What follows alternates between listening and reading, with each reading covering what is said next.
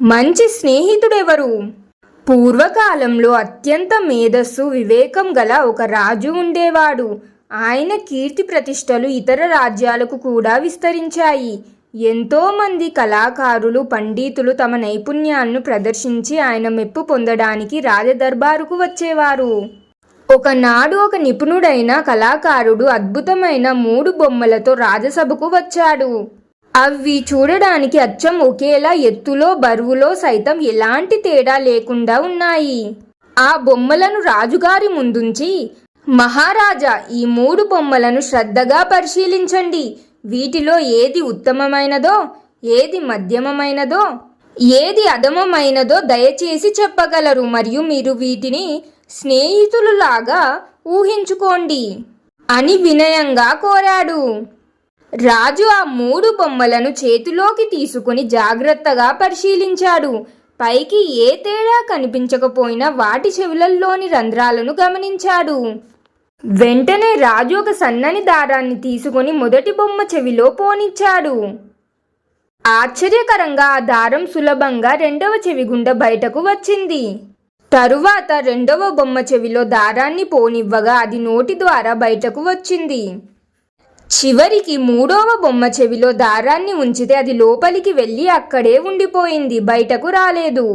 తాను తెలుసుకున్న రహస్యం గురించి రాజు కాసేపు గంభీరంగా ఆలోచించాడు. ఆ తరువాత కళాకారుడిని ఉద్దేశించి, ఓ కళాకారుడా, మీరు కేవలం బొమ్మలు తయారు చేయలేదు, మానవ సంబంధాలలో ముఖ్యమైన మిత్రుల స్వభావాన్ని వివరిస్తున్న 3 నీతి పాఠాలను అందించారు. ఈ బొమ్మలే 3 రకాల స్నేహితులకు ప్రతీకలు అని అభినందించాడు. రాజుగారు ఆ బొమ్మలను స్నేహితులుగా ఊహించి ఇలా వివరించాడు. మొదటి బొమ్మ అధమ మిత్రుడు వంటిది, అనగా ఒక చెవిలో విని మరో చెవిలో వదిలేసే మిత్రుడు. వీరు మీ కష్టాలను, రహస్యాలను విన్నట్లు నటిస్తారు, కానీ ఏమాత్రం పట్టించుకోరు. వీరితో మాట్లాడిన ప్రయోజనం ఉండదు. 2వ బొమ్మ మధ్యమ మిత్రుడి వంటిది, చెవిలో విని నోటి ద్వారా బయట పెట్టే మిత్రుడు. వీరు సానుభూతి చూపించిన మీ రహస్యాలను తమలో దాచుకోలేక నలుగురిలోనూ బహిర్గం చేస్తారు. ఇటువంటి మిత్రులు చాలా ప్రమాదకరం. ఇక 3వ బొమ్మ వచ్చేసి ఉత్తమ మిత్రుడు వంటిది, చెవిలో విని తనలోనే భద్రంగా దాచుకునే మిత్రుడు. ఇది ఉత్తమ స్నేహితుడి లక్షణం. మీరు చెప్పిన ప్రతి మాటను ఓపికగా, శ్రద్ధగా విని మీ కష్టాలను, రహస్యాలను ప్రాణంగా కాపాడతాడు. ఇటువంటి నిజమైన మిత్రుడి సన్నిధిలో మీరు సురక్షితంగా ఉండగలరు. ఈ విధంగా రాజుగారు చెప్పారు. రాజు వివరణ విని ఆ కళాకారుడు ఎంతో సంతోషించాడు.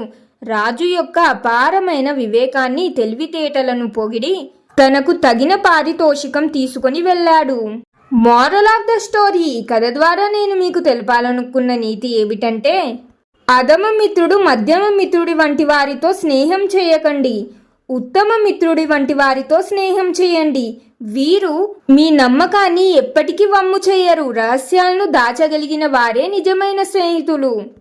కాబట్టి మీకు ఎప్పుడైనా ఎవరితోనైనా స్నేహం చెయ్యాలి అనిపిస్తే జాగ్రత్తగా అధమ మిత్రుడు, మధ్యమ మిత్రుడు వంటి వారితో కాకుండా ఉత్తమ మిత్రుడు వంటి వారితో స్నేహం చేయండి. మరి మీరేమంటారు? ఈ కథ విన్న తర్వాత మీ అభిప్రాయం ఏమిటి అనేది కామెంట్స్లో తెలియజేయండి. మరి ఈ కథ నచ్చితే, మీకు కరెక్ట్ అనిపిస్తే లైక్ చేయండి. మీ ఫ్యామిలీ అండ్ ఫ్రెండ్స్ తోటి కూడా ఈ కథని షేర్ చేయండి. ఇంకెన్నో మంచి కథల కోసం ఇప్పుడే మన ఛానల్ని సబ్స్క్రైబ్ చేయండి. ఇంకొక మంచి కథతో మళ్ళీ కలుద్దాం. ధన్యవాదాలు.